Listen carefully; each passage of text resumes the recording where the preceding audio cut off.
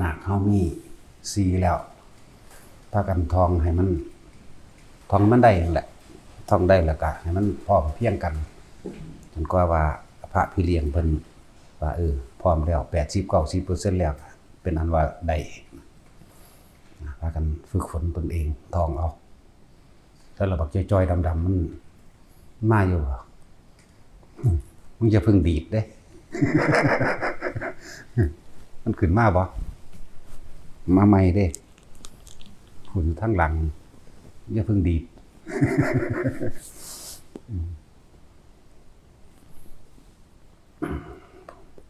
จนพวกใดคิดว่า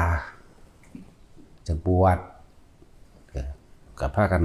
เคลียร์ปัญหาต่างๆแล้วล่ะก็มหาสติตอนนี้มันมีอยู่4แล้ว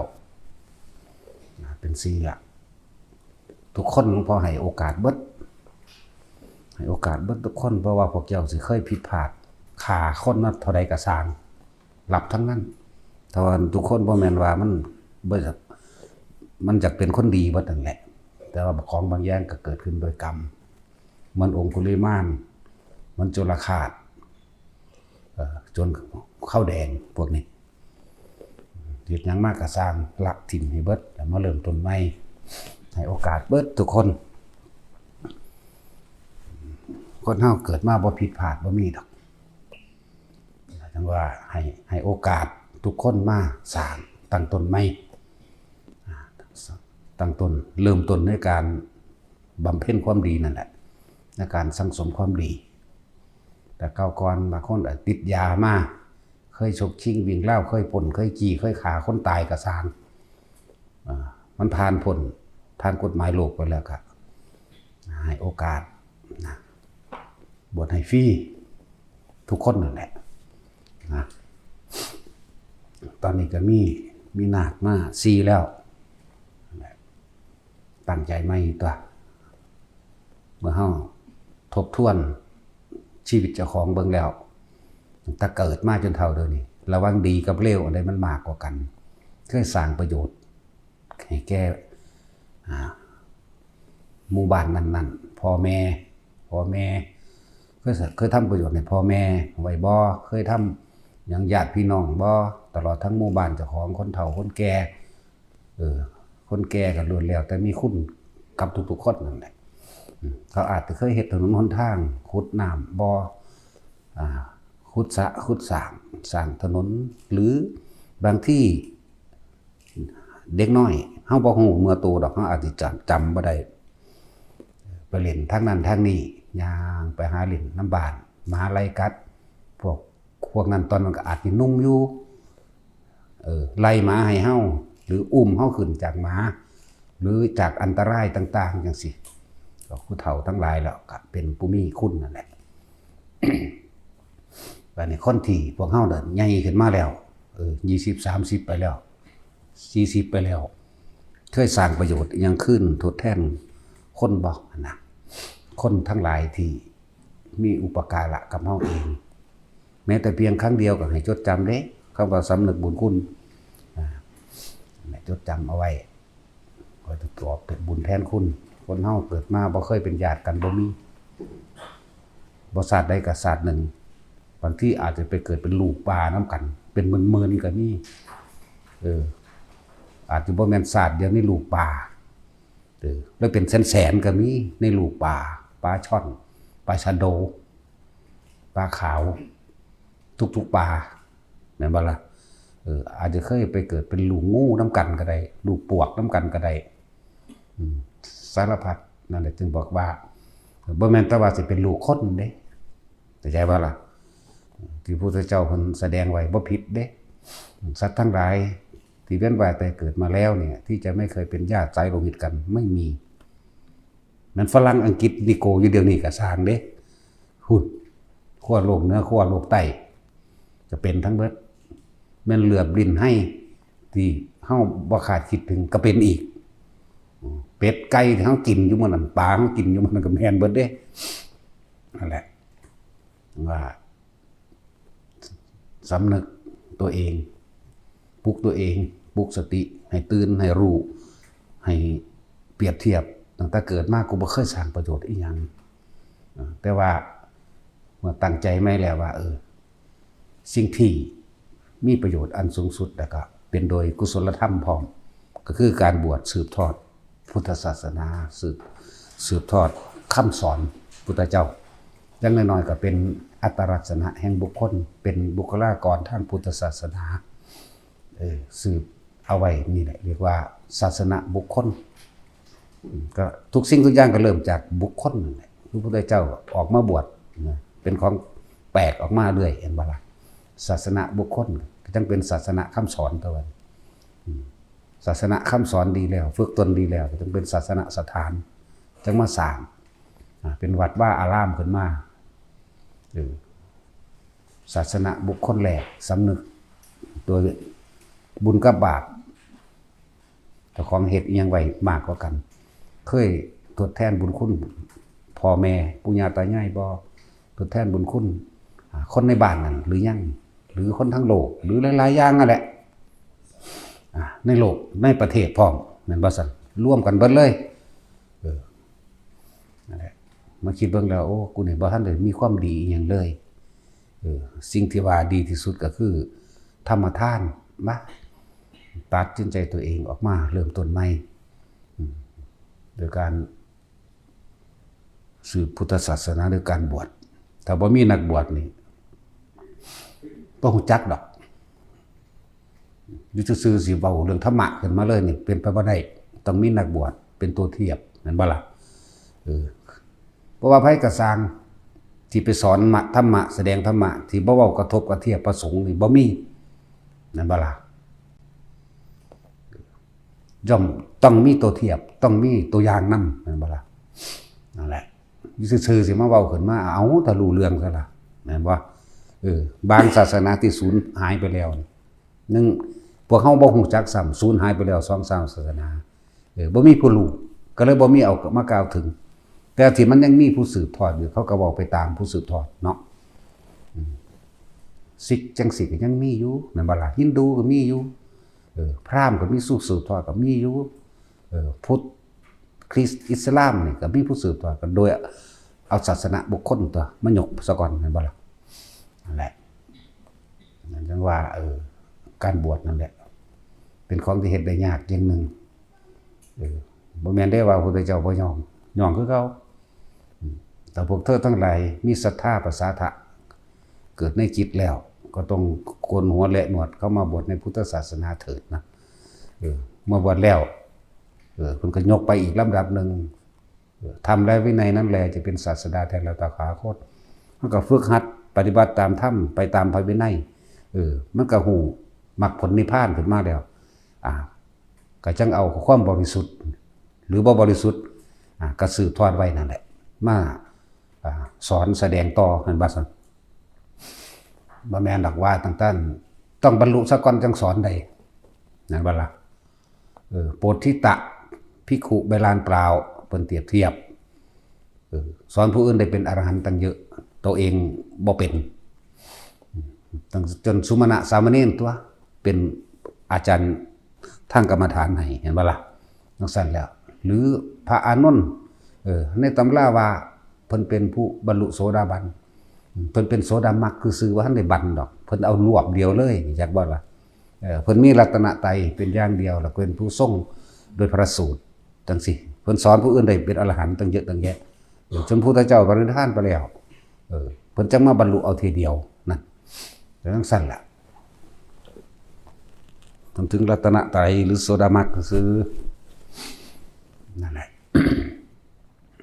จะไปสนภาษาคนเขาเว้าได้เลยพวกคนที่บ่ทันได้บวชนะให้มันรู้จักฐานะและอฐานะได้ไปฐานะที่ควรพูดฐานะที่ควรตำหนิฐานะที่ควรปรับคือคนธรรมดาบ่ได้บวชเพิ่นว่าเพิ่นเคยบวชเอาบวชมึงศึกให้หยังสิมาปรับอาบัติอีหยังมันบ่ล่ะนั่นแหละอาบัติอย่างนั้นอาบัติอย่างนี้นั่นเป็นผู้ไม่รู้ฐานะตะของอยู่ในขันใดนั่นมันบ่ซั่นโลกวัชชะสิ่งใดสิโลกควรติเตือนจังซี่มันก็บ่ทันได้ศึกษาซ้ำแต่พวกกับเมียยังกันแท้ๆมันก็ยังติเตือนกันเนาะ มันต้องรู้จักฐานะนำมันนะนั่นแหละจังว่าเป็นของที่ควรน้อมเข้ามาสู่ตนเด้ธรรมะนี่น้อมเข้ามาสั่งสอนเจ้าของน้อมเข้ามาเพื่อเห็นรู้แจ้งในตนเองเด้บ่ไปรู้แจ้งผู้อื่นเด้เนาะจังว่าผู้ใดมีศรัทธาหรือเห็นทุกข์แล้วแต่ว่าบ่รู้จักทางออกจากทุกข์ก็ฟังแล้วก็ลองมาฝึกหัดศึกษาตัวเอง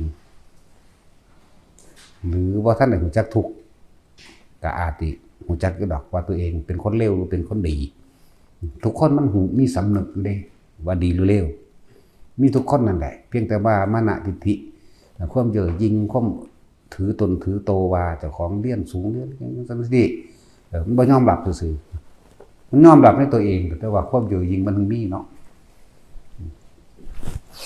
จังว่าทุกคนที่ต้องการสร้างประโยชน์อันสูงสุดคือการบวชสืบทอดพุทธศาสนาเมื่อศึกษาธรรมะดีแล้วก็ท่านนะอันเป็นยอดท่านก็คือธรรมท่านนั่นแหละแม่นบ่ล่ะแต่จังสั่นล่ะยังหน่อยๆมันก็บ่ไปฆ่าไผดอกเว้ยมันมาบวชแล้วก็เลยบ่ไปหาหลักปนกี่ทั้งนั้นทั้งนี้เราเมายาแอนทั้งใดดอกแต่อยู่น้ำเฮาเด้แต่อยู่หม้องอื่นก็สร้างอันนั้นจังสั่นแต่มีมาเฮาก็ไล่หนีโลดทะเลาะเบาะแว้งชกต่อยกันเฮาก็ไล่หนีโลดบ่เอาแบบนั้นสำหรับผู้อันคิดได้ปลุกสติตัวเองให้ตื่นจากความหลับไหลให้เห็นตามความจริงระหว่างชีวิตเจ้าของเองนะดีกับเลวเคยสร้างประโยชน์อีหยังบ่เอิ้นว่าดีสร้างประโยชน์อีหยังให้พ่อแม่บ่สร้างประโยชน์ปู่ย่าตายายญาติสายโลหิตตลอดคนในหมู่บ้านตลอดทั้งประเทศพุ่นล่ะมีบ่เนี่ยแต่คิดได้แล้วก็หันกลับเข้ามาตั้งตนไม่ได้มาสะสมเอาไหมทุกอย่างมันมีปฐมเหตุเบิดนั่นแหละเห็นบ่ล่ะมีปฐมเหตุตะกี้เฮาเลวมาตลอดเว้ยวันนี้ก็เริ่มสร้างปฐมเหตุอันเป็นกุศลธรรมะสร้างกุศลเอาตัวนั่นแหละทุกสิ่งทุกอย่างมันเกิดจากเหตุอยู่แล้วต้นไม้เพราะว่าคือพระพุทธเจ้าเฮาเพิ่นก็มีปฐมเหตุในการปรารถนาโพธิญาณเป็นพระพุทธเจ้าจังซี่ตะกี้เพิ่นเป็นผู้หญิงเด้จักว่าล่ะพระปุราณทีปังกโรเป็นอ้ายเพิ่นซ้ำตัวมันเป็นผู้หญิงถ้ามันสิน้อมเพิ่นสิฟังธรรมปฏิบัติธรรมเพิ่นสิบรรลุแล้วก็บรรลุได้นั่นไล่ขึ้นแต่40อสงไขยพุ่นของพระพุทธโคดมเฮานี่ไล่ขึ้นไปมันก็มีปฐมเหตุนั่นแหละคือองค์ปฐมของพระพุทธโคดมผู้ใดมีปฐมเหตุเขาเจ้าก็เอิ้นปฐมของเขาเจ้าเองแต่สิไปหาปฐมองค์พุทธเจ้าองค์แรกบ่ถึงนั่นนิทานนอกนั้นเป็นกุศโลบายสุดอกที่เขาจะสอนองค์ปฐมนั่นนี่พระพุทธสิกขีเป็นองค์ปฐมของหลวงพ่อฤาษีลิงดำจากวัดละปฐมที่ตั้งวัฒนาพุทธญาณสิกขีเวสภูกกุสันโธโกนัมสสะกัสสปะและโคตามะเนี่ย6องค์เด้ล่ะพอเข้าไปเข้าใจว่าองค์ปฐมแรกต้องเก่งกว่าหมู่บำเพ็ญ80สงไขย160สงไขยพุทธเจ้าก็โคดมก็บ่บอกจักเถื่อเนาะก็เลยว่าพากันถอนความยึดมั่นถือมั่นถอนความเชื่อสิ่งทั้งหลายเหล่านั้นออกเสียปล่อยว่างสิ่งทั้งหลายทั้งปวงไม่ควรยึดยึดเดี๋ยวก็มาเถียงกันเห็นบ่ล่ะ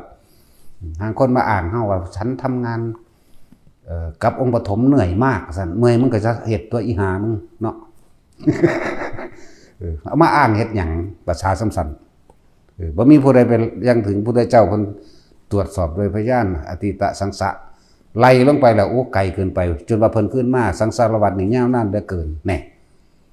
ตอนนั้นได้ล่ะแม่นสัพพัญญูยังเว้าหน้าเนาะนั่นแหละพากันถอนความเห็นความเสื่อแล้วนี่อย่าไปยึดอย่าไปติดมันเอาตัวธรรมเอาความจริงเอาความจริงเด้อเอาความจริงที่เฮ็ดจังใดเฮาสิออกจากความเชื่อหรือความยึดมั่นถือมั่นได้นี่เฮ็ดเอาตัวนี้เด้ทั้งเบิดเพิ่นสัพเพธัมมานารังอภินิเวสายะทั้งนั้นทั้งเบิดคือสุญญโตโลเกทั้งเบิดคืออนัตตาทั้งเบิดคือสุญญตาวิโมกข์เนี่ยมันจังสิพ้นมาฆ่ายึดอีหยังอยู่นี่เนาะ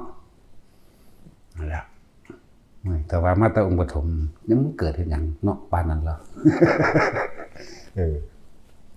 บ่มีผู้ใดถึงบ่มีองค์ใดเว้าแต่เพิ่นเว้าเป็นกุศโลบายเพราะว่าคนนั้นคือพระอันแหละอันสมว่าพระเครื่องนี่รุ่นแรกดีว่ะเนาะรุ่นแรกบ่มีไผนิยมปานใดดอกเขาเจ้าดังจนตายไปแล้วจังพากันแล่นหาราคามันเนาะคือหลวงปู่คูณรุ่นแรกนี่มันวานลงสระพุ่นบ่มีผู้ใดไปเอาหลายก็เลยเนาะรุ่นองค์ละ20 บาทมีผู้ใดซื้อฝาดลงน้ำพุ่น รุ่นแรกจังสั่นจังสี่ว่าดีโอ้ยพากันยึดติดอีหยังรุ่นใดก็ตายเบิดตัวเนาะฉะนั้นได้เฮา นั่นแหละอันนี้อาจจะเว้า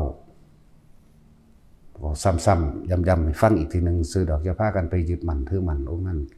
องค์ปฐมพระพุทธเจ้าองค์ปฐมเก่งกว่าหมู่จังซั่นจังซี่บ่มีผู้ใดระลึกถึงสังสารวัฏนี่หาต้นบ่ได้หาปลายบ่มีเหมือนกันกับตัณหาหาต้นบ่ได้หาปลายบ่มีสิ่งที่เสียไปมากที่สุดที่เฮาบ่เข้าใจเลยคือเวลาฟังมึงในไปหยังเวลาเด้เฮาเสียไปมาก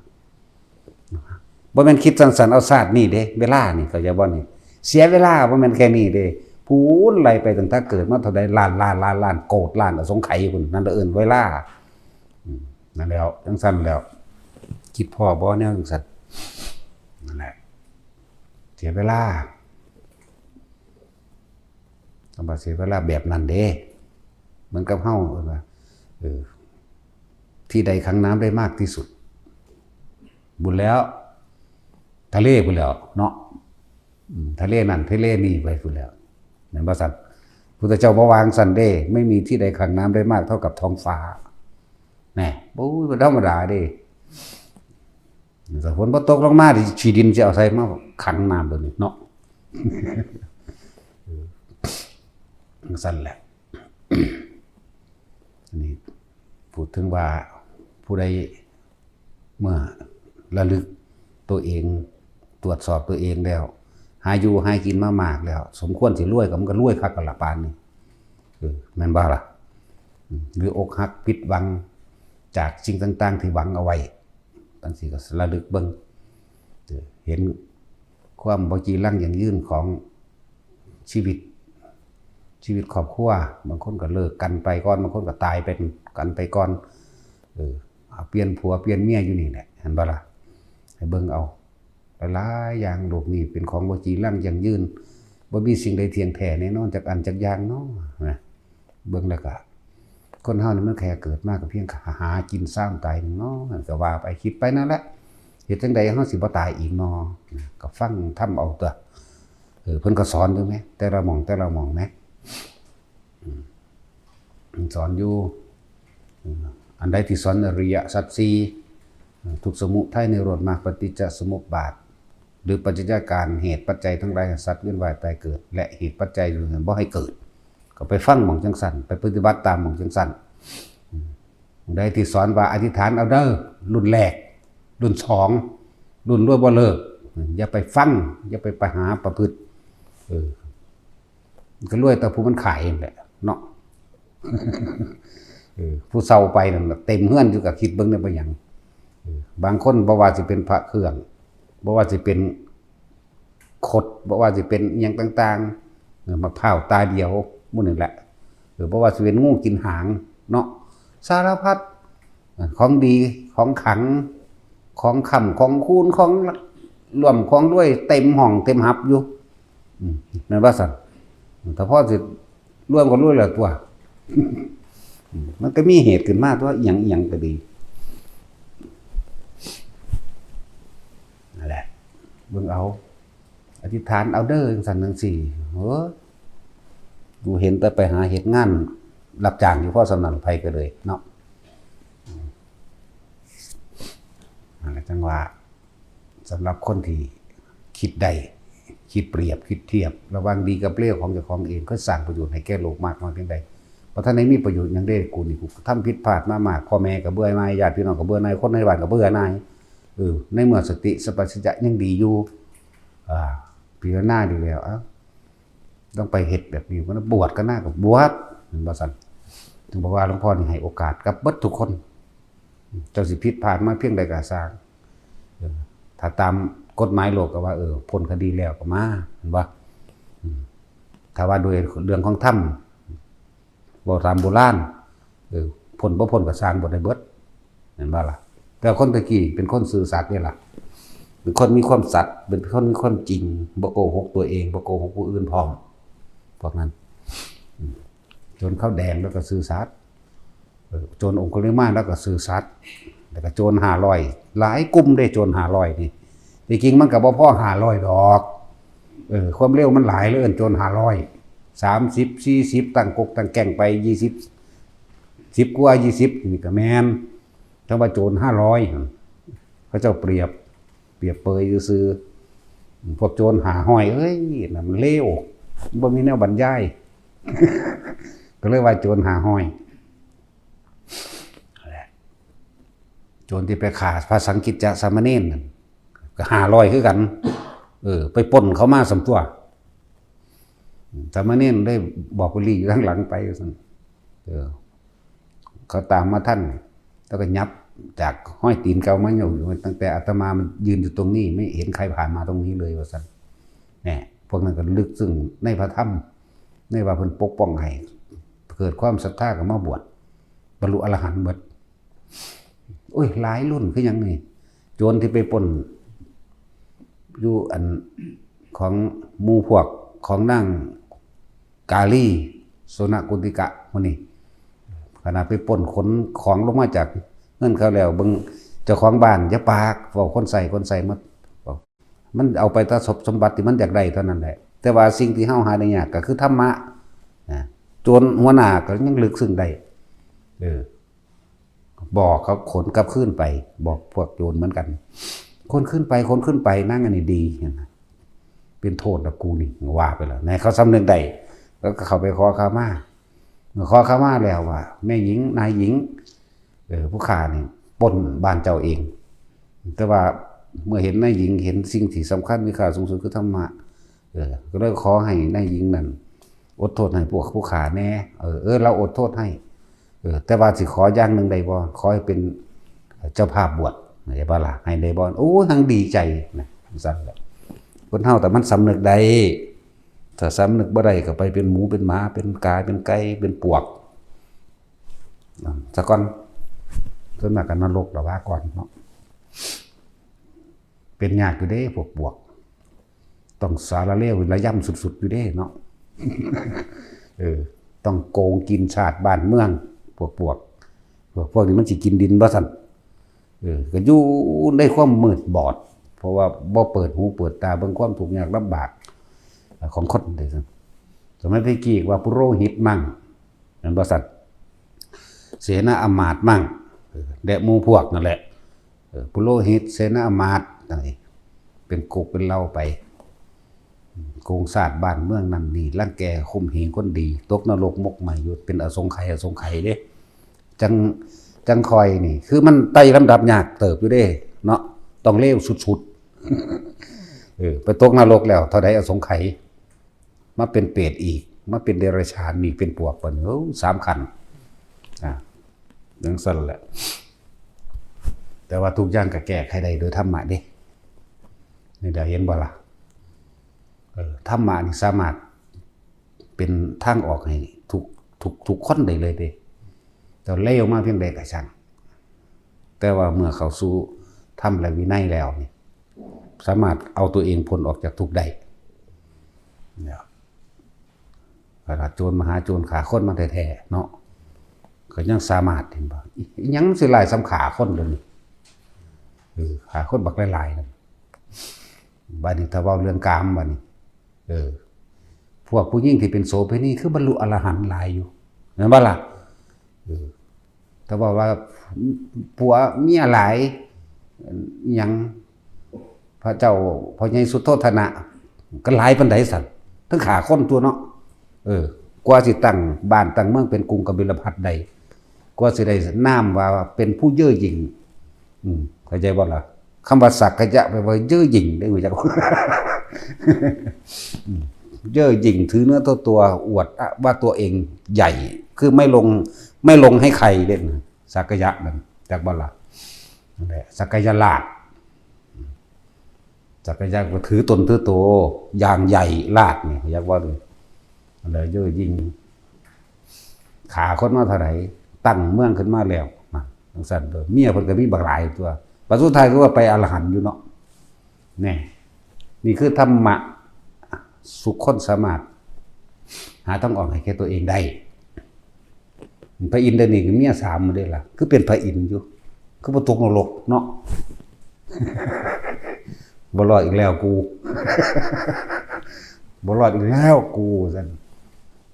สั่นแล้วอะไรจังว่าธรรมะนี่เป็นทางออกให้กับทุกคนเพราะธรรมชาติตามความเป็นจริงฉะนั้นคนสิได้ความจริงหรือออกจากตัณหาอุปทานใดต้องยอมรับความจริงของตนเองต้องยอมรับว่าตัวเองถือเนื้อถือตัวต้องยอมรับว่าตัวเองเย่อยิ่งจองหองจองนั้นเราตัวเองว่ามีตัณหาหรืออุปทานแล้วยอมรับในตัวเองว่ากูจะแก้ตัณหาอุปทานเฮ็ดจังใดนอกูจะมีวิธีใดที่เร่งรัดที่สุดก็บวชนี่เดี๋ยวเร่งรัดก็เลยเห็นบ่ล่ะ นั่นแหละถ้าบ่มีภิกษุนักบวชมันจังได๋สิมาสืบทอดได้ฮอดพี่มันก็สูญไปแล้วตัวสิได้กันสาวกพระปัจเจกอยู่นี่มันยังอยู่บ่ได้มีเด้อล่ะอันนั้นคือเขาเจ้าเอาเฉพาะตนเขาเจ้าหนีเลยบ่สนไผนะบรรลุตั้งเจ้าของแล้วเพิ่นก็ไปนั่นแหละจังว่าสร้างคุณประโยชน์ให้แก่ผู้อื่นมั่งให้กับตนเองพร้อมเด้สองอย่างเด้ถ้าเฮาออกมาแล้วเฮาก็บ่ไปแย่งอาชีพไผเห็นบ่ล่ะแย่งแต่ขอทานนั่นแหละ แต่ว่าขอทานอันนี้นั่นผู้ใดก็พอใจเด้ถ้าเขาศรัทธาแล้วมันบ่ยิ่งขนไปยิ่งขนไปยิ่งเป็นที่พอใจของผู้ถูกขนไปแม่นหยังเนาะจากว่าแท็กซี่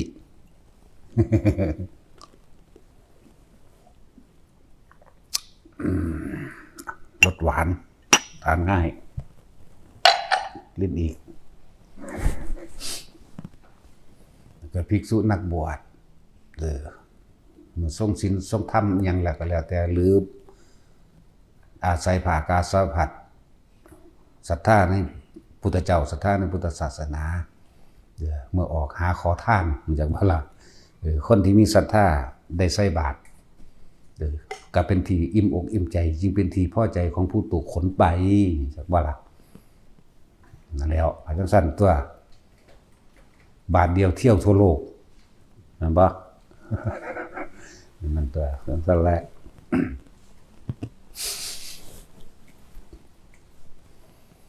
จากบ่เป็นหยังยิ่งชกยิ่งเตะยิ่งต่อยก็ยิ่งเป็นที่ถูกใจพอใจภูมิใจกับผู้ถูกชกถูกเตะถูกต่อยเป็นหยังเอากูบอกโดนเราได้เลยเนาะ เคยมีลูกบ่บ่พวกได้มีลูกกับจักขันตัวนั่นแหละถามอีบูดเบิ่งดูหั่นอุ้มตุ้ยุไปกอดไว้มันบ่ถีบบ่ยันกับช้างกูเอาตีนมาใหญ่ใส่ข้างใส่อีหลีเป็นจังซี่บ่แม่นมันดึงผมเศร้าผมดึงปากตีหยังปุ๊บมันถีบดีใจหัวมันบ่ซั่นก็นั่นแหละพวกเลี้ยงลูกน้อยอยู่ในนั่น5-6 เดือนขึ้นไปนี่เอาฮอดปีนึงกลัวๆแน่ขึ้นเอาละบัดแม่นบ่ซั่นกอดอีกันอยู่ว่าสั่นเห็นว่าโอ้ยอิ่มอกอิ่มใจภูมิใจหลายมันบ่ทันได้เฮ็ดหยังบ่ทันได้สร้างประโยชน์เอาไปอ้างคนพร้อมนี่ธรรมดาบ่อุ้ยมันนี่จังซั่นจังซี่เหรอนั่นแหละยิ่งชกยิ่งเตะยิ่งต่อยยิ่งเป็นที่พอใจถูกใจของบุคคลผู้ถูกชกถูกเตะถูกต่อยมั้ยเนาะมันบ่ทันบางโลดพวกใด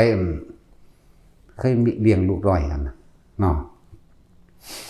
แล้วก็แบบนั้นอีหลีแหละพวกผู้หญิงมันบ่เบิ่นในการออกลูกดอกเห็นว่าคำอุทานเขาแล้วเขาตกใจโอ้ยลูกโลด ขนาดเด็กน้อยๆบ่ทันเด็กน้อยๆผู้หญิงนี่โอ้ยลูกกูโลดลูกแม่งบ่หาจะ2 ขวบนึง มันว่าต้องเว้าเป็นมาเว้าโดดเด้นั่นแหละความเคยชินนั่นแหละสัญญา เว้าโดยสัญญามันเด่นมันอุทานออกมานั่นแหละจังว่าธรรมะเป็นที่สามารถออกจากตัณหาก็ได้ทุกคนสามารถฝึกตนเองได้ล่ะถ้ายอมรับความจริงผู้มันธรรมดาที่สัจจะนี่เฮาต้องยอมรับตัวเองแม้นมันไปเว้าบอกไผบ่ได้ก็มันสำนึกในใจตัวเองก็ปรับปรุงตัวเองตัวเนาะบ่คนธรรมดาหรอกมันบ่กล้าเว้าความชั่วของตัวเองให้คนอื่นฟังเด้เนาะจังซั่นล่ะมันก็แต่ว่ามันรู้ในตัวของมันเองก็ละตัวเองก็เมื่อยอมรับแล้วก็ฝึกหัดตนเองตัวนั่นแหละ สะสมไปแม้มันบ่ได้ศาสตร์นี้บ่บรรลุศาสตร์นี้มันก็เป็นอุปนิสัยเป็นศาสตร์หน้าคนเฮาแต่บ่มีปฐมเหตุแม่นบ่ซั่นมันสิเอาหยังมาเป็นผลบ่มีผลเด้ถ้าบ่มีปฐมเหตุต้องสร้างเหตุซะก่อนก็สร้างเหตุเช่นไรย่อมได้ผลเช่นนั้นว่าเริ่มต้นมีหม่องเดียวนึงเด้สิเฮ็ดให้คนพ้นจากความทุกข์ได้นิพพานนอกนั้นมึงสิเป็นหยังก็เป็นไปเถอะเป็นไปทุกข์นั่นแหละเป็นไปหาอยู่หากินท่ามตายอย่างกับไผก็เลยเนาะเศรษฐีมหาเศรษฐีใดก็ช่างเถอะเห็นแมงกินทองคำกับเผ็ดบนกันดอกเนาะตำเผ็ดใส่ทองใส่ยกใส่เงินใส่สอยแหวนบ่มีเว้นแต่ตำหุงใส่พริกน้ำปลามันเลยเข้าจำกินอิ่มเนาะที่รถเอาทองคำเห็ดต่างประเทศก็เห็ดเนาะทองคำเห็ดสแต็กเขาคือเก้ากูไปเห็นว่าสแต็กรถทองคำดอกนั่นแหละแค่นั้นแหละไม่ว่าวันนี้สำนึกสำเนียกคิดถึงความจริงเบิ่งได้เคยสร้างประโยชน์ยังไงผู้ใดจักอันจักอย่างแล้วก็ทางตนเองมีอยู่นั่นแหละบ่แม่นหากินแต่ความว่าประโยชน์เด้โทษเด้นั่นน่ะพวกเป็นเจ้าพอโกงมาแล้วได้หลายๆเอาประเภทว่าโกงประเภทรังแกข่มเหงและโกงเล็กโกงน้อยก็สร้างจนถึงขั้นร่ำรวยได้ก็สร้างเด้อเมื่อมีทรัพย์สมบัติหลายกิจการงานเป็นเจ้าของธนาคารก็ตามเจ้าของท่องก็ตามเจ้าของได้ก็ตามพวกเจ้าคิดว่าพวกเจ้าเป็นเจ้าของมันบ่แม่นว่าซั่นพวกเจ้าเป็นทาสมันเด้นั่นเจ้าของที่ดินจัดบ้านจัดสรรเจ้าของกิจการรถเจ้าของธนาคารเจ้าของท่องหลักคิดว่าตัวเองเป็นเจ้าของบ่แม่นเด้จักว่าล่ะเป็นทาสรอเวลารับโทษเท่านั้นจักว่าเฮาสามารถพลิกแปรผันหลังจากเฮาเป็นทาสมันรอเวลาตรวจเฮาคือบ่ให้มันเป็นทาสมันเป็นทาสเฮาเนาะใส่ทรัพย์สินเงินทองให้มันเกิดกลายเป็นประโยชน์ต่อผู้อื่นในโดยอีกบ่นานแต่ของก็ตายจากมันก็ใส่อย่างแบ่งปันให้มันถูกแม่นบ่ล่ะก็บ่แม่นว่าจะเอามาให้เบิดก็บ่แม่นว่าจะไปซอยคนเบิดนั่นว่าซั่นก็แบ่งไว้ตัวคือการแบ่งทรัพย์ไว้4ส่วนนั่นน่ะเนาะมันเว้าเป็นภาษาโบราณอีสานมาไว้แม่นบ่ล่ะฝังดินไว้ใส่หนี้เก่าเลี้ยงงูเห่าถิ่มลงน้ำทรัพย์สมบัติทั้งหลายที่หามาได้ควรแบ่งเป็น4ส่วนฝังดินไว้ก็คือการได้ช่วยเหลือแบ่งปันบุคคลผู้อื่นสัตว์อื่นบำรุงเลี้ยงมารดาบิดาปู่ย่าตายายญาติสโลหิตสงเคราะห์กับบุคคลผู้ตกทุกข์ได้ยากกว่าเฮานี่เรียกว่าฝังดินไว้ทำบุญทำทานก็ว่าไปฝังดินไว้ใช้หนี้เก่าก็บำรุงเลี้ยงมารดาบิดาปู่ย่าและตายายหรือผู้มีอุปการะคุณเรียกว่าใช้หนี้เก่านั่นแหละใช้หนี้เก่าบ่แม่นต้องขอตะแม่จักว่าล่ะบุคคลใดที่เฮาเคยตกทุกข์ได้ยากครับเขาเจ้าซอยเฮาไว้นั่นเฮาเป็นหนี้เขาเจ้าเนาะเฮาก็ไปใส่หนี้เก่าตัวซอยอีหยังใดก็ซอยไปเลี้ยงงูเห่ามันยังแต่สิเลี้ยงเมียเมียนี่เพิ่นเปรียบเทียบอยู่ว่างูเห่าเนาะผัวนี่เปรียบเทียบอยู่ดังว่างูจงอางเฮาบ่ได้เอาเปรียบผู้หญิงเด้มันเป็นสำนวนโบราณภาษาอีสานซื่อดอก เลี้ยงงูเห่าหาเงินมาได้ก็เอาให้เมียเก็บเมียว่าซั่นหาเรื่องอีมก็บ่ดีเด้เนาะมันเอาไปหาเล่นพนันเบิดบ่เหลือฮอดขี้ดิน ก็เบิ่งเอาละสมัยซุมื้อนี้บ่แม่นว่าสิไปเชื่อแต่สุภาษิตอย่างเดียวเด้เอาความจริงเข้ามาใส่กันมั่งหลายคนอยู่เด้พวกพี่น้องตะคอนมันก็แม่นคิดดีๆดอนอยู่ได้นี่ธนาคารนู่นธรรมดาบ่และหลายดอกทิ้งลงน้ำก็หมายถึงว่าแบ่งเอาไว้ฝังดินไว้ใช้หนี้เก่าเลี้ยงงูเห่าทิ้งลงน้ำก็หมายถึงว่าเอาไว้เลี้ยงชีวิตตนเองจากว่าล่ะเอาไว้เลี้ยงชีวิตตนเองพ่อสืบวันไปเพียงแค่รอวันตาย4อย่างอันนี้จังว่าทุกคนนึกเข้ามาเส้นตนเองเขาเคยสร้างประโยชน์ยังในโลกนี่บ่คิดออกบ่พูดแล้วเอาตอนเขาเป็นเด็กน้อยแล้วเขาอาจจะไปหาหลักหมักม่วงหลักหมักคงหรือหลักอ้อยหลักมั่นเขาเจ้าหรือหลักหมักยิ้วเขาเจ้านี่เว้าเรื่องเจ้าของ ก็ไปหาหลักแข็งสันอีหลีบางที่ไปทั้งนั้นทั้งนี้ถือมาไล่จังซั่นจังซี่พวกผู้ใหญ่ก็ไล่ให้ตอนนี้เฮาใหญ่เฒ่าแล้วพวกผู้เฒ่าเหล่านั้นเขาจะก็เฒ่าแบกเข้าซิไประบาดเนาะชื่อแล้วเฮาได้เคยตอบบุญแทนคุณหยังก็เขาเจ้าบ่เด้อนะรักขนมไม่ใช่บูแล้วเป็นประจำจังเว้าอยู่เด้เดี๋ยวนี้เพิ่นไปซื้อปลาทูไปร้านไม่ใช่บูนั่นแหล้วเพราะว่ามันได้แนวมาหลายเพราะว่ารักขนมเขาแต่ขนมไม่ใช่บูเป็นประจำลูกหลานเขาก็ฟังอยู่นี่เนาะรักอีหลีเด้นี่รักตลอดเลยว่าถ้าไปเพราะว่าเราเถอะทะเราสายัดเข้านี่เบิดแล้ว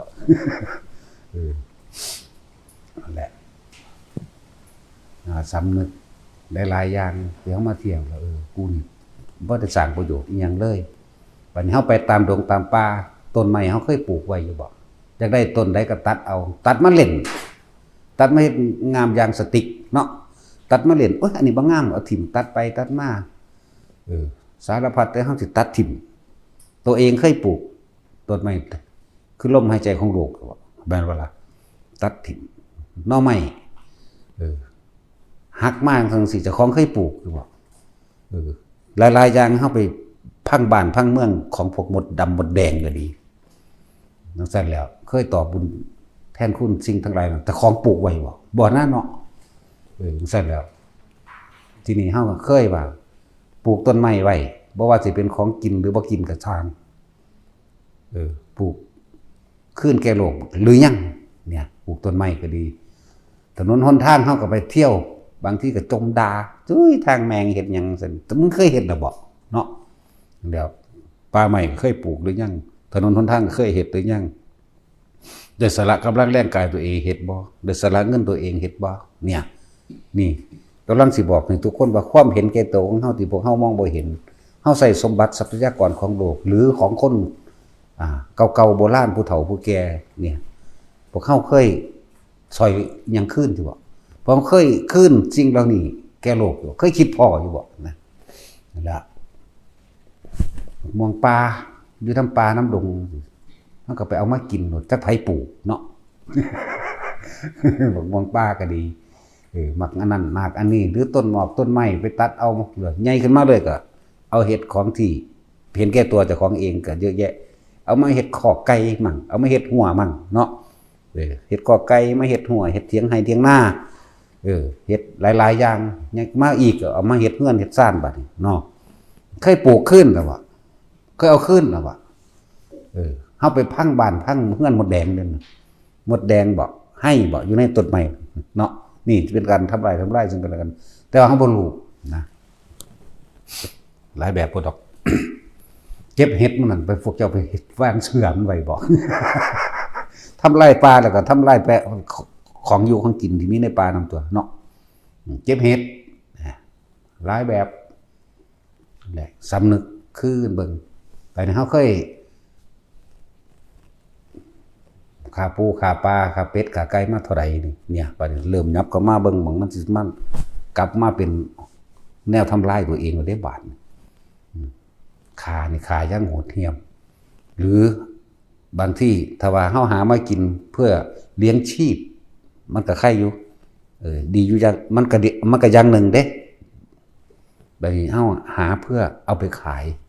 เอาชีวิตผู้อื่นไปขายเพื่อจะได้เงินกลับมาสนองตัณหาตนเองขังไว้จักมือก็มีหอยบ่ปูบ่ปลาบ่กบเขียดบ่หลายอย่างกุ้งสารพัดนี่เขาเคยสำนึกสำเนียกขึ้นกับมาว่าสิ่งทั้งหลายเหล่านั้นถ้าเราไม่พ้นถ้าเราไม่สร้างบุญกุศลพวกนี้เขาจะต้องกลับไปรับทุกอย่างที่กระทำเอาไว้แล้วชาติก่อนทำกรรมสร้างชาติก่อนสร้างเหตุผลกรรมใดไว้ชาตินี้รับผลกรรมนั้นดิชาตินี้สร้างกรรมใดไว้นี่กระทำใดมันมีเหตุของมัน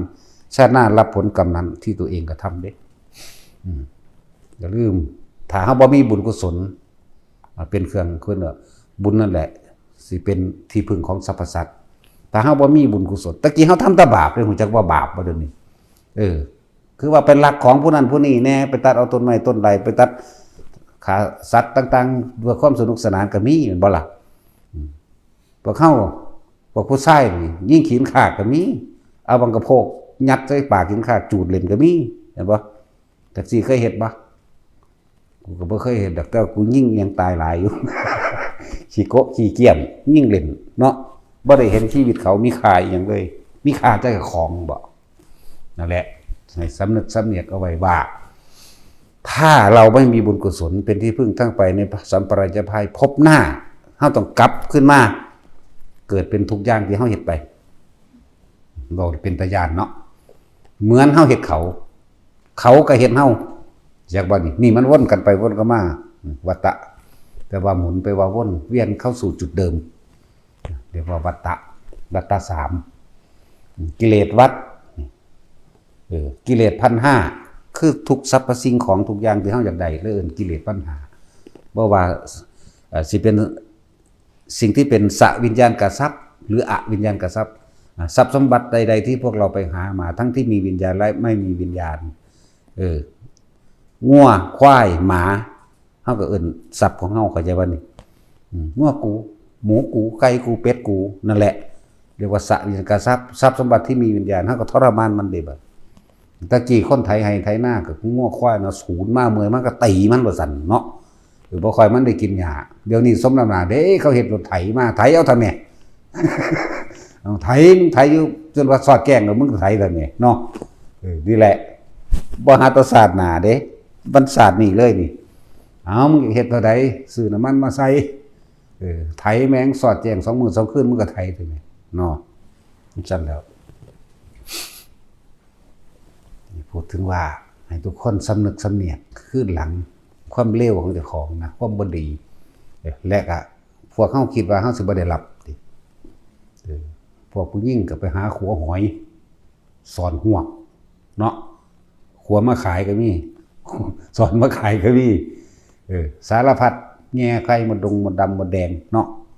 มื้อนี้แล้วหามากินพอประทังชีวิตไปมันยังสดใสกันไปอยู่ทั้งสันตลอดอยู่แต่ว่าหามาขายที่เอาแม่เฮาไปหาเขามาขายแต่เฮาบ่พ้นเขาก็ไปหาเฮามาขายคือกันนั่นแหละกลับกันได้บัดนี้นี่หมุนไปเลื่อนในวัฏฏะ3อันนี้กิเลสวัฏหรือความจากใดในวัตถุสมบัติทั้งที่มีวิญญาณและไม่มีวิญญาณเรียกว่ากิเลสวัฏกรรมวัฏคือการกระทำทั้งกายและวาจาใจของเฮาเองถ้าเรายังไม่พ้นวิบากวัฏนี่เอิ้นว่าวัฏ3วัฏฏะ3นั่นแล้วเนี่ยเป็นให้กระวนมารับเอาคือเก่าได้บาดนี่พวกผู้หญิงก็ไปทั้งสอนหวกกบเขียดเปิดกบเปิดเขียดนี่เนาะหักเอาแมงใหม่แมงมันแมงขับแมงยังก็ว่าไปหลายอย่างหลักเล่มกับมีคือกันมีทั้งหมดนี่คือให้พวกเขาเห็นโทษที่สิได้รับต่อไปแต่เขาบ่แก้ไขตัวเองในศาสตร์นี้เขาสามารถแก้ไขตัวเองได้ก็คือเอาธรรมะนี่ได้มาแก้เจ้าของเอาความจริง คำว่าธรรมะความจริงที่เราทำเลวมาก่อนความจริงที่เรานี่ก็บอกความจริงของแต่ละคนซึ่งหลายคนก็ลืมไปแล้วนี่ผมก็ใส่ก็ยิ่งขี้โกะขี้เจียมแน่จูดบังกระโพกใส่ปากกินโคกขากแน่เนาะเอาปลาหาปูหาปลาหาอยู่หากินมันไปหาใหญ่ๆพวกนี้หาใหญ่ๆหาไกลๆหลายอย่างหลักก็มีเฮาก็หลักคือกันหลักอ้อยบ่ยังหวดหลักหมักงิ้วไม่ใช่ทันหลักขนม2-3 ล้านอยู่เด้นี่ไม่ใช่ตาดมนี่หลักบ่ทันหลักอยู่จังซี่ก็หลักจนมากก็ซ้ำมื้อนี้แหละแต่หลักเงินก็หลักเงินยาเงินผู้อื่นบ่เอาพอหลักแล้วขอทีหลังแต่ขอเพิ่นให้หน่อยทีละบาททีละ5 บาทโหหลายเลยเด้ตะกี้เนาะ10 บาทใบ10 ใบบาทเหรียญ5อันเหรียญอันมียักษ์นะจังซี่หลักอยู่ข้างหลักแล้วขอทีหลังเด้นั่นแหละอย่างอื่นบ่ไปหลักของไผหรอกคือมันสำนึกเข้าใจว่านี่คือความจริงที่เฮาสำนึกขึ้นมากูบ่ทันได้เฮ็ดอีหยังเพื่อว่าท่านตอบบุญแทนผู้เฒ่าผู้แก่พ่อแม่ปู่ย่าตายายตลอดทั้งในบ้านตัวเองนั่นแหละนี่ก็สำนึกตาเป็นทุกคนก็เอาจังซี่ไปสำนึกตัวเองนั่นแหละเว้ยเนาะผู้ใดบ่เคยตอบบุญแทนคุณพ่อแม่จังซั่นแหละบางทีพ่อแม่เฮาก็บ่ทันได้ถึงธรรมว่าท่านได้เข้าใจพระรัตนตรัยพุทธธรรมสงฆ์ยังพากันถือศีลสังนั่งไว้บางอย่างก็การบวชก็เป็นการนำเอาพ่อเอาแม่ปู่ย่าตายายหรือญาติพี่น้องเข้าวัดได้เด้เห็นบ่ล่ะการบวชนี่ก็เป็นการพยายามหาทางสดใสบุญคุณพ่อแม่อย่างหนึ่งถ้าสิใส่ให้เบิดคือมารดาบิดาไผก็ช่างถ้าตามลูกมาหรือลูกเป็นผู้ชักจูงชักชวนเข้ามาหรือว่าชักชวนโดยลักษณะว่าเป็นปากเว้าแต่ว่ามาบวชคิดฮอดลูกที่แรกสั่งมันอยู่ก็ได้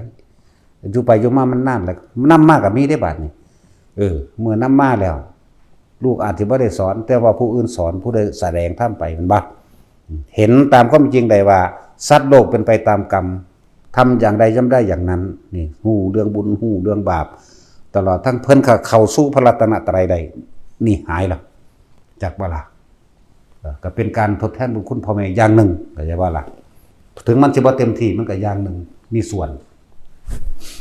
ถ้าเต็มที่ถ้าพ่อแม่เข้าสู่พระรัตนตรัยเป็นสัมมาทิฏฐิได้แล้วอีกไม่นานนะก็เข้าสู่ทางตรงให้สู่พระนิพพานได้แล้วถ้าสัมมาทิฏฐิได้แล้วมันบ่นานเด้อันมิจฉาทิฏฐิที่มันปนกันไปปนกันมาความบ่ดีความบ่ถูกต้องความบ่เห็นตามความเป็นจริงลูกมาบวชบ่สอนตรงก็ตามเพราะว่าลูกที่สอนพ่อแม่นี่ยากแม่นบ่ล่ะแต่เขาเจ้าอ้างว่าเจ้าเป็นพ่อเป็นแม่ด้วยซั่นก็ให้ผู้อื่นสอนตัวแม่นบ่ให้สอนก็สร้างมาเห็นแล้วโอ้ลมลื่นดีไว้สบายตาเนาะพระเพิ่นคือหลายแท้ลมลื่นดีฟังธรรมฟังไปฟังมาโอ้ยอันใดก็เว้าถือกูเบิดเด้ยอมรับเข้ามาเองหันเข้ามาสู่ถือเอาเฉพาะพระพุทธพระธรรมพระสงฆ์เป็นที่พึ่งทางใจของเจ้าของเองไปก็สร้างนี่เยเกกิพุทธังสรังคตาเสนเตกมิสติอปายะภูมิปหายามนุสังเทหังเทวะกยังปริปุเรสันตตินี่บุคคลทั้งหลายเราใดถึงแล้วถือเอาแล้วเคารพนอบน้อมแล้วในพระพุทธพระธรรมพระสงฆ์เมื่อแตกกายทำลายขันเขาย่อมเป็นผู้ห่างไกลจากอบายภูมิมีมนุษย์และเทวดาเป็นทางไปเท่านั้นอีกเข้าใจบ่ล่ะนั่นแล้วทั้งสั้นมันก็เป็นสัมมาทิฏฐิได้แล้วสืบต่อไปโดยทางธรรมใดได้บัดนี้อยากว่าเพราะว่าเห็นตามความเป็นจริงได้แล้วนั่นแหละแต่ว่าบ่แม่นว่ามันก็เป็นส่วนหนึ่งของการพ่อแม่บางคนก็แค่ว่าพ่อใจว่าอยากให้ลูกบวชให้เนี่ยก็ถือเอาส่วนนั้นมาเป็นการทดแทนใดเข้าใจบ่ล่ะโอ้ยมันหลายโพด บางที่พ่อแม่แต่จะเว้าเรื่องมีฤทธิ์มีเดชไปพร้อมพ่อแม่ในหลายๆศาสตร์คือพระโมคคัลลาคือภาษาลิบุตรช่วยมารดาพ้นนรกเห็นบ่สั้นแล้วพระโมคคัลลาก่อนจะถึงการนั่นแหละ ศาสตร์นี้เป็นศาสตร์สุดท้ายของเฮาแล้วเฮาจะบ่กลับมาเกิดอีกแล้วรู้แล้วระลึกเบิ่งได้ว่าในระหว่างโทษในระหว่างต่างๆที่เคยมีโทษกับไผส่วนท่านที่เคยน่ะระลึกไปก็เห็นแม่ตกนรกมั่งอยู่ในมหาอเวกีมั่งเป็นเปรตมั่งอยู่ในคูตะนรกมั่งเวตรณีนรกมั่งอุชุชนรกมั่งโอ้ยนำดับไฟนรกนำอาหารต่างๆไปให้กินบ่ได้แม่นจกปุ๊บไฟไหม้มือบึบโลดจังซั่นเฮ็ดจังซั่นตั้งหลายเที่ยวแม้ภาษาลิบุตรก็เหมือนกันแม่ของเพิ่นก็เป็นเปรตหิวโหยกินหมูดกินขูดกินสมองกินเลือดเจ้าของมื้อนี้ไปเฮ็ดจังได๋ก็เอาให้บ่ได้นี่อันเป็นเปรตอย่างหนักอีกผู้นึงก็เป็นเปรตอย่างใหญ่มันมีหลายชนิดได้12พุ่นเด้เปรตนะจักบ่ล่ะร่างกายหิวผอมแห้งเหลือตั้งแต่หนังติดกระดูกแล่นพะโวพุ่นแล่นไผเว้ฟินแล่นโดดไปโดดมาล่อเบิ่งเห็นหมู่แต่ว่าจำได้แต่ว่าเคยเกิดเป็นแม่ของภาษาลิบุตรแต่ว่าในอัตภาพที่7จังซี่แหมมันธรรมดาเด้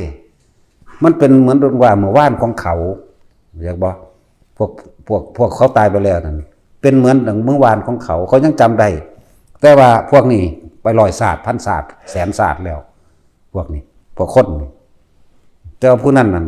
อายุผีอายุนรกอายุพวกนี้มันยืนนั่นบ่ล่ะมันเลยเป็นคือเมื่อวานของเขานี่แหละภาษาลิบุตรกับที่แรกกับมุพระสงฆ์30 องค์ข้ามแม่น้ำตื่นมาเปรตตัวนั้นกับไปเห็นกับนั่งคุกเข้าว่าพระคุณเจ้า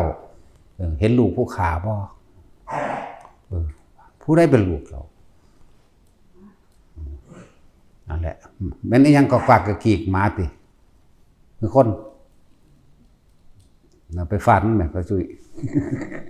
ถ้าเป็นหมาก็เลยแต่เป็นคนก็ฟาดรถ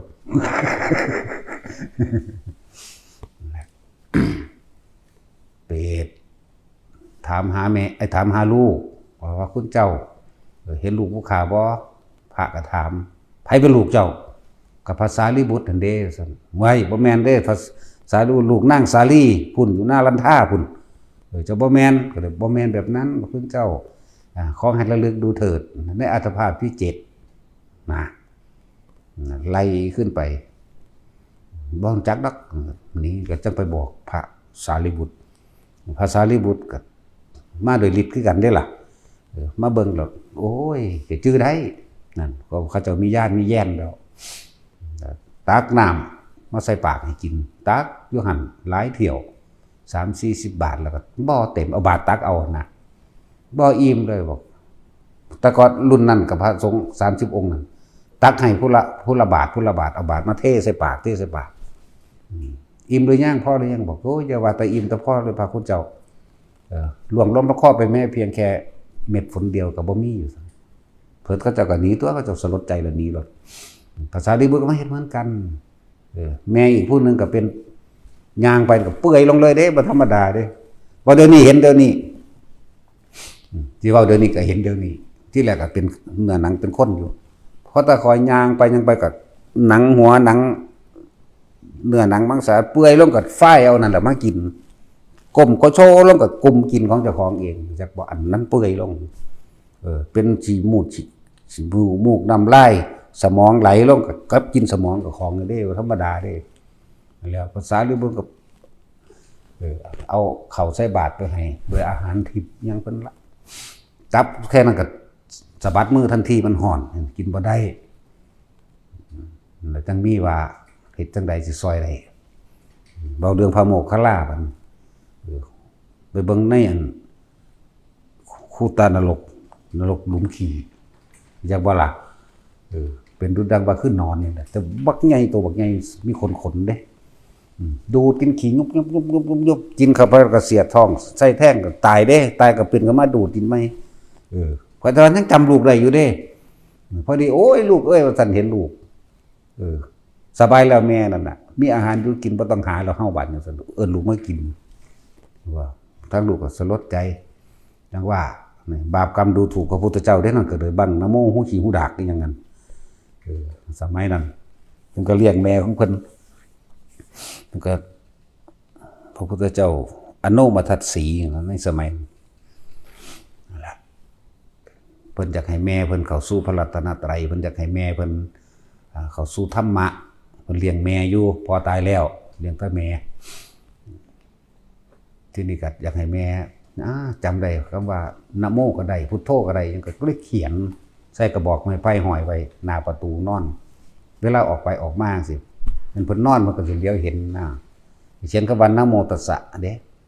พระคัมภีร์อะระหะโตสัมมาสัมพุทธัสสะนั่นแหละเขียนไว้อย่างนั้นมือนึงปวดท้องแห้งที่ลุกไปด้วยหัวด้วยไปฟาดบังนะโมนั่นดึงลงมาอย่างความโมโหเกี่ยวกาดบังนะโมหูขี่หูดากกูนี่นะโมหาพ่อหาแม่กูเอานะโมอันนั้นแหละเสร็จดากฟาดไปในหลุมสวมนะนั่นแล้วด้วยกรรมอันนั้นแหละแต่มันก็สิมีหลายกว่านั้นอยู่แต่ว่าด้วยกรรมนั้นก็เลยเฮ็ดให้ตกนรกนานเข้าใจว่าล่ะนั่นแหละเพิ่นก็เลี้ยงพอเลี้ยงแม่เพิ่นจะว่าแม่ตายแล้วเพิ่นต้องออกบวชเด้นั่นนั่นแหละบวชนำศาสนาของพระพุทธเจ้าอนุมัติสีบุญกุศลที่สั่งสมมาเรื่อยๆจังมาเป็นพระโมคคัลลานั่นแล้วบัดนี้จังมารวบเอาเพียพระพุทธเจ้าบอกว่า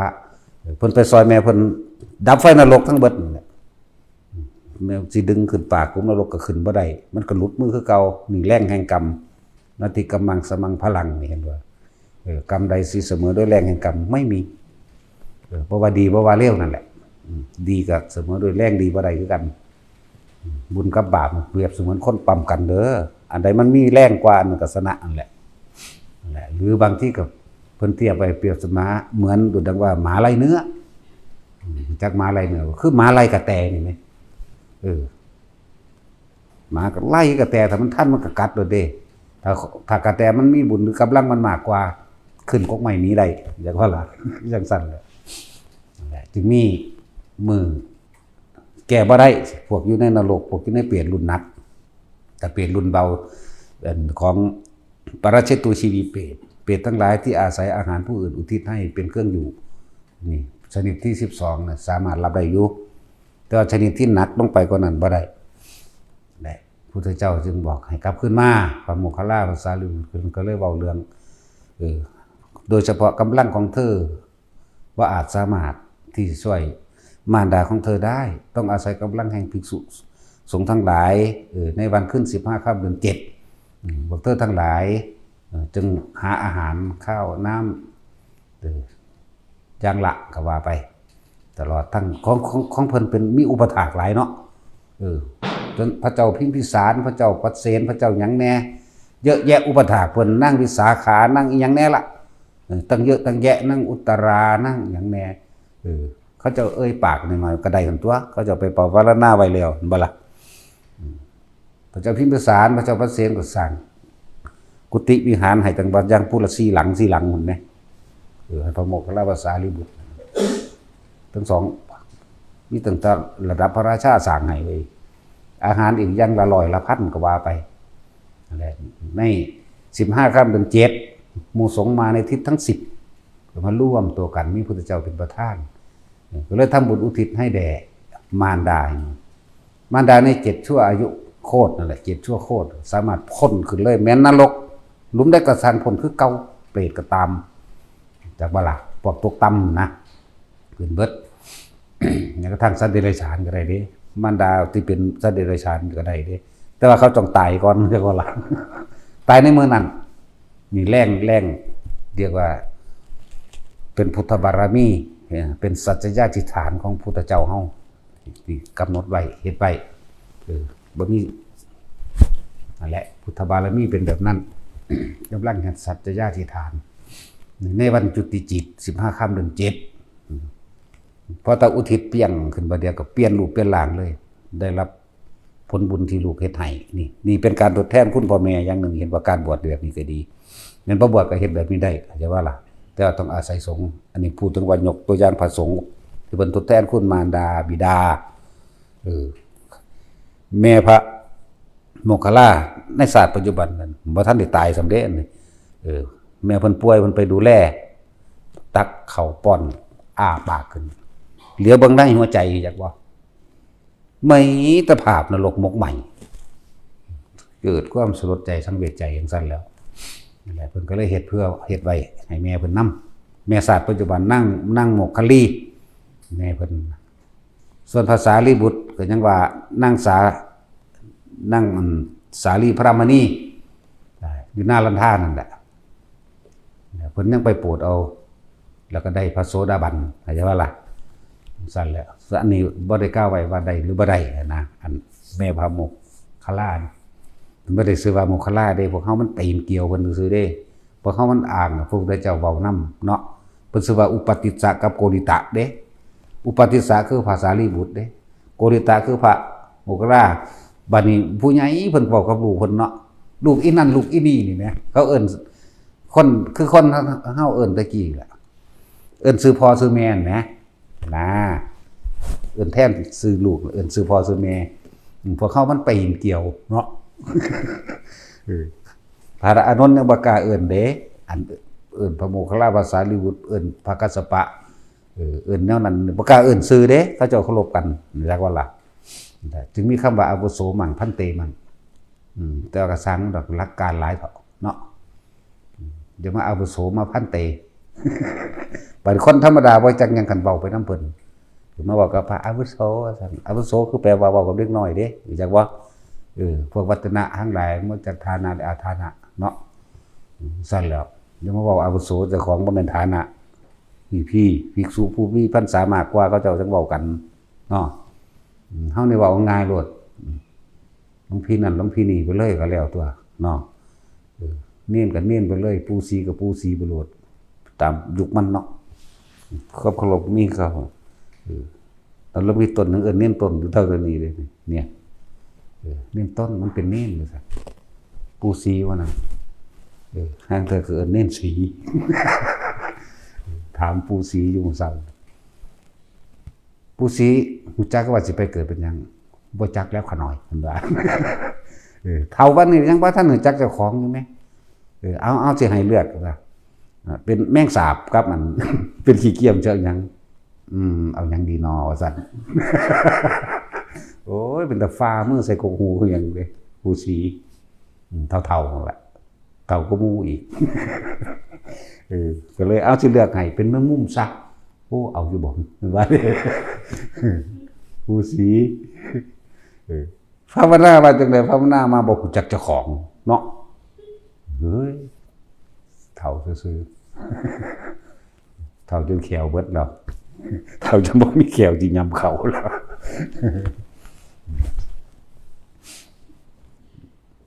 จะเกิดเป็นยังศาสนาเห็นบ่ก็ว่าบ่เกิดตัวถ้าคนภาวนาเป็นมั้ยเนาะพยายามเต็มที่อยู่ก็ว่าไปตัวเนาะอันนี้ว่าสิเป็นแมงสาบหรือสิเป็นขี้เกียจเอาหยังดีน้อยอยู่คือสิคิดว่าหากินหยังประเภทใดน้อยหากินได้ง่ายนะเราสิคิดไปหั่นดิเนาะโอ้ก็เลยว่าเอายากหลายสิบอกให้ไปเป็นแมงมุมซะหั่นนะโอ้เอาดีบ่น้อมันว่าได้ผู้สีบ่ยอกเพิ่นทุกอย่างทุกคนแก้ตัวเองได้โดยธรรมเด้อเอาความจริงคำว่าธรรมความจริงทั้งเลวของเจ้าของความจริงทั้งบ่ดีของเจ้าของกับความจริงทั้งดีมาเทียบกันเบิ่งในประสบการณ์จริงชีวิตจริงเจ้าของชีวิตที่ผ่านมาดีกับชั่วได้มันมากน้อยกว่ากันก็วัดกันเบิ่งตัวไล่เบิ่งคักๆจะไปไล่แบบเข้าข้างเจ้าของเด้เข้าข้างว่าคุณดีบ่แม่นเด้แล้วจะเข้าข้างเคยเฮ็ดประโยชน์ยังคำว่าดีนี่เคยเฮ็ดประโยชน์ยังให้ผู้อื่นโดยไม่หวังสิ่งใดตอบแทนหรือไม่เคยตอบแทนบุญคุณมารดาและบิดาญาติสายโลหิตผู้มีอุปการะคุณทั้งหลายหรือไม่โดยไม่หวังสิ่งใดตอบแทนโดยไม่อ้างอีกเข้าใจบ่ล่ะหรือไม่นี่แหมก็เทียบกันเบิ่งตัวบัดนี้ยอมรับตัวหางคนมีแต่ขอเงินเพิ่นบ่เคยเอาเงินให้เพิ่นเนาะว่าแม่ผู้ย่าตายายก็ดิมีแต่ขอเอาเวลาคิดฮอดพ่อฮอดแม่ได้คิดฮอดแต่ยามมันบ่มีเงินตอนมันมีบ่คิดฮอดพุ่นเที่ยวเล่นเมาหัวล้าน้ำอยู่พุ่นเนาะหาเงินได้ก็เลี้ยงหมู่เลี้ยงพวกไปเด้บ่ได้คิดพ่อเด้ บาทบ่มีเงินน่ะคิดพอโลดบาทนี่เป็นจังซั่น99.99%นั่นแหละแล่นมาล่ะนั่นแหละแต่เวลาเจ้าของเป็นทุกข์เนาะแล่นหาเพิ่นอยากให้เพิ่นหาแนวมาเติมสุขให้เจ้าของมันปรารถนาความสุข ได้เทียบเจ้าของเอาเองตัวเทียบเบิ่งคักๆชาตินี้แต่กูบ่พ้นได้เป็นเบิดทุกอย่างมันเป็นพร้อมกันดอกมันสิค่อยๆไต่ไปเป็นเรื่อยๆดอกมันสิค่อยๆลำดับเป็นตกนรกแล้วนรก8 หลุมนี่บริวารอย่างละ 2,000 ตามความหนักความเบาไล่มาเป็นเปรต12ชนิดตามความหนักความเบาอีกเด้ บ่แม่นว่าชนิดเดียวเด้เปรตนั่นนะตามความหนักความเบาที่เจ้าของเฮ็ดโลภแห้งหรือแบบใดแล้วก็สัตว์เดรัจฉานใดที่ไปเคยทำลายเบียดเบียนมันไว้คิดเบิ่งเอาได้รับเบิด บ่แม่นว่าสิเลี้ยงลำดับมาทั้งเบิดเด้บางที่มาเกิดเป็นหมาเสือกไปหากัดไก่เขาอีกเนาะถือเขายิ่งตายโมโหเขาโมโหคนยิ่งโมโหคนเอาไปตีไปฆ่าเนาะตกนรกลงไปอีกสักก่อนนี่กรรมปากคอกครุกรรมนั่นแล้วจังพวกนี้ก็ยังสอนไว้คือเก่าเด้ผมว่าธรรมดาได้เรื่องอันนี้นั่นแหละจังว่าให้ทุกคนเปรียบเทียบตัวเองสร้างบุญกุศลทำบุญหนีบาป บุญกุศลกับบาปอกุศลเนี่ยอันใดมันมากกว่ากันทีนี้ตอนนี้เฮาสำนึกได้แล้วนี่แม่มันกูบาป9 ล้าน99 ล้าน%นี่บุญกูหาก็มีติปิเดียวจักดีบ่ดีบ่มีเลยเหมือนจักติปิบัก มันบ่มีซะเลยซ้ำไปแม่นบ่ล่ะอีหยังที่มันเป็นบุญการช่วยเหลือบุคคลผู้อื่นโดยบ่หวังสิ่งใดตอบแทนการให้ทานกันหมู่นี้มันอีหยังมันเป็นจักว่าล่ะก็คิดเอาตัวเทียบแล้วปูนถ้ามันเสาท่องบาปไปเลยสุดสายตาท้องฟ้าเดี๋ยวเบิ่งบุญเจ้าของบ่มีแต่ความเย่อหยิ่งเจ้าของมีแต่ดูถูกคนมีแต่เว้านั่นนี่มีแต่หลักมีแต่ข่าเนาะอีหลีนี่แล้วก็เริ่มต้นได้เด้ล่ะวือขึ้นไปมันแซงดอกโดยเฉพาะบุญที่เฮารัดสั่งคือหยังภาวนาบุญรัดสั่ง แต่บุญนั้นเป็นสาธารณะคือหยังบวชเข้าใจว่าล่ะมันจะแพร่กระจายออกได้หลายกว่านั้นอันนี้ทรงของการบวชมันบ่ธรรมดาเด้ตั้งใจบวชโดยตั้งใจ60 กัปนี่แต่เฮาบ่ทำบ่ผิดเลยนี่เฮาสิเวียนว่ายตายเกิดอยู่ในเจ้าพระพุทธศาสนาถึง60 กัปโอ้ยกูบ่ไปแมงปานนั้นก็ได้ตัวกูก็เอาแมงสาดนี่ก็ได้ตัวเนาะก็สิไปเอาอีหยังอานิสงส์มันนี่เว้าให้ฟังเรื่องว่าอานิสงส์บ่ทำผิดหยังนะถึง60 กัปได้นี่แหละอานิสงส์การตั้งใจบวชปฏิบัติแล้วรักษาธรรมรักษาในปฏิบัติเข้าสู่ศีลธรรมได้รัตนไตรัยบวชว่าแม่นว่าแตสิรัตนไตรัยได้บางคนมันก็จังถือผีถือสางนางไม้เทวดาอยู่เด้นั่นบ่ล่ะยังไปเดรัจฉานวิชายังไปเดรัจฉานคาถาคุยกันตั้งแต่เรื่องหาอยู่หากินแบบชาวโลกคำว่าเดรัจฉานคาถาแปลว่าพูดคุยกันอย่างบ่นี่นั่นแล้วเดรัจฉานวิชาหากินอย่างสัตว์ประเภทนี้ไสยศาสตร์ก็เอิ้นว่าเดรัจฉานวิชาบวงสรวงดูดวงดูฤกษ์เอิ้นเดรัจฉานวิชาหากินอย่างหมาก็พวกนั้นใช่ว่าล่ะนั่นแหละบัดนี้เฮาบวชแล้วตั้งใจในบ่เสือหยังกูเอาธรรมเป็นใหญ่นี่เห็นบ่พุทธธรรมสงฆ์อย่างเดียวเป็นธรรมเป็นใหญ่นั่นแหละคือว่านั้นมันก็ตัดอบายเดียวเด้เห็นบ่ล่ะอีกอย่างการบวชก็เป็นการสืบทอดพุทธศาสนาเป็นการให้ทานอย่างหนึ่งเข้าใจบ่ทานการฆ่าการลักการบนกันจี้เราเมายาเข้าใจบ่นี่มันซั่นแล้วที่นี่ก็มีการสูงสุดนั่นคือภาวนาทรงฌานเจริญชั้นใดแม้เพียงแค่ปฐมฌานดีบ่ดีได้โสดาสกิทาคาไปเลยใช่บ่ล่ะนั่นแล้ว ต้องให้มันจักมันเป็นการทรงฌานเจริญฌานเพียงแค่ปฐมฌานนี่ก็สามารถได้มรรคผลได้หรอกเข้าใจบ่นี่ไม่รู้แม่นของยากของหนักหนาอย่างเด่นปฐมฌานนี่ก็ได้บ่ดี คนที่ได้โซดาสิทธานเลยก็ต้องมีฌานปฐมฌานเป็นเครื่องรองรับอยู่แล้วนะบ่แม่นเข้านั่งรับตามิดอิงติ้งไปเข้านิโรธสมาบัติหยังบ่แม่นแบบนั้นคนที่เข้านิโรธสมาบัติได้พระอรหันต์พุ่นเข้าใจบ่ล่ะแล้วก็ชำนาญในการเข้าสู่สมาบัติ8ตัวรูปฌาน4อรูปฌาน4รู้ในอาการบ่มีหม้องจบความรู้สึกบ่มีหม้องจบสิว่ามีหรือบ่มีก็ว่าบ่มีหม้องจบสิว่ามีสัญญาหรือบ่มีสัญญาก็มีก็ไปพุ่นตัวเข้าไปตัวน่ะโอ้ยสิเว้าไปหยังดอกเนาะตั้งแต่นิ่มๆนุ่งๆอยู่หัวเด้อนี่ก็จักสิมีบ่มีสิไปหาเว้าสมาบัติ8สมาบัติเก่าหยังเนาะสมาบัติเก่าเคยยินว่าแท็กซี่รูปฌาน4อรูปฌาน4มันเข้าเรียงลำดับไปเรียบร้อยมันก็เป็นสัญญาเวทที่จะนิโรธสมาบัตินั่นตัวก็เรียกว่าสมาบัติเก่านั่นแหละมันบ่แม่นเรื่องธรรมดาว่าสิมาเว้าเล่นๆแนวจังซี่เนาะอีกอย่างนึงเฮาก็เฮ็ดบ่เป็นก็เลยบ่เว้าเฮ็ดบ่เป็นเด้เว้าซื่อๆเว้าจังซี่ล่ะนั่นแหละเอาแต่แค่ว่าสัญญาเวทิตะนิโรธโดยบ่ต้องไปเข้าอีหยังก็ได้ตัวเนาะอยากว่าวิธีดับสัญญาอยู่กับลมหายใจนี่ทรงฌานกับเรื่องฌานด้วยแค่ปฐมฌานก็ดับสัญญาแล้วจากบ่นี้ความคิดมันบ่ไปหาเรื่องเก่าๆเวทนาหมายถึงความรู้สึกพอใจบ่พอใจมันเกิดบ่ได้มันก็เป็นจิตหนึ่ง